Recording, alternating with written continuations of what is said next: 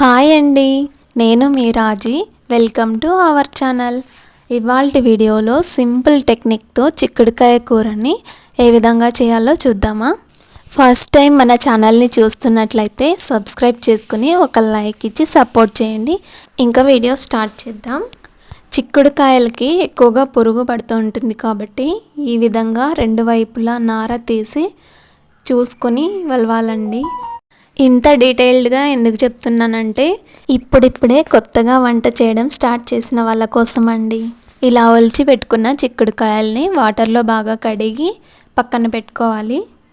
ఇలా కడిగి పెట్టుకున్న చిక్కుడుకాయల్ని ఒక కుక్కర్లో వేసి కొద్దిగా సాల్ట్ వాటర్ వేసి 2 to 3 విజిల్స్ పెట్టుకోవాలండి. అంతలోపు ఒక బౌల్లో చింతపండు నానబెట్టుకొని పెట్టుకోవాలి. చిక్కుడుకాయలు ఉడికేలోపు ఆనియన్ అలానే టొమాటోస్ కట్ చేసి పెట్టుకుందాం. ఉడికిన చిక్కుడుకాయల నుంచి వాటర్ని సపరేట్ చేసుకుని పెట్టుకోండి. ఆ వాటర్ని తర్వాత కర్రీలోకి యూస్ చేసుకుందాం. చిక్కుడుకాయలు కొద్దిగా చల్లారాక ఈ విధంగా చేత్తో ప్రెస్ చేసి పక్కన పెట్టుకోండి. ఇప్పుడు ప్యాన్ పెట్టుకొని ప్యాన్ కొద్దిగా హీట్ అయ్యాక ఆయిల్ వేసుకోవాలి. ఆయిల్ హీట్ అయ్యాక ఆవాలు, ఆనియన్, కరివేపాకు, ఎండుమిర్చి కూడా వేసి వేయించుకోవాలండి. ఇవి కొద్దిగా వేగాక ఇందులో టమాటో కూడా యాడ్ చేసుకోవాలి. టొమాటోస్ కొద్దిగా వేగాక పసుపు, అల్లం వెల్లుల్లి పేస్ట్ కూడా వేసి బాగా వేయించాలండి. టొమాటోస్ బాగా మగ్గాక ఇందులో కొద్దిగా కారం, ధనియాల పొడి అలానే కొద్దిగా కొబ్బరి కూడా వేసి వేయించుకోవాలండి. అలానే రుచికి సరిపడా సాల్ట్ని కూడా యాడ్ చేసుకోవాలి. ఇప్పుడు ముందుగా నానబెట్టి పెట్టుకున్న చింతపండు రసాన్ని కూడా యాడ్ చేసుకుందాం.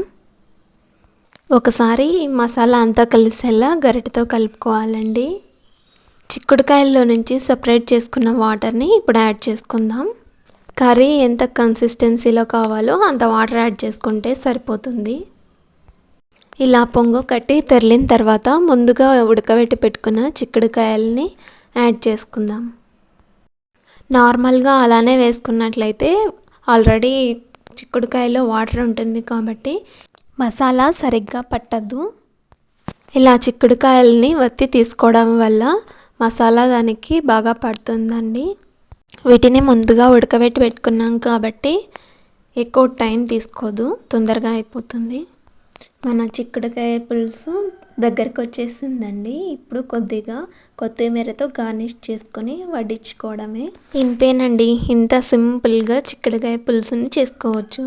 ఒకసారి మీరు కూడా ఇంట్లో ట్రై చేసి మీకు ఎలా కుదిరిందనేది కామెంట్ సెక్షన్లో తెలియజేయండి. మీ ఫ్రెండ్స్ అండ్ ఫ్యామిలీ మెంబర్స్కి షేర్ చేయండి. Thank you all.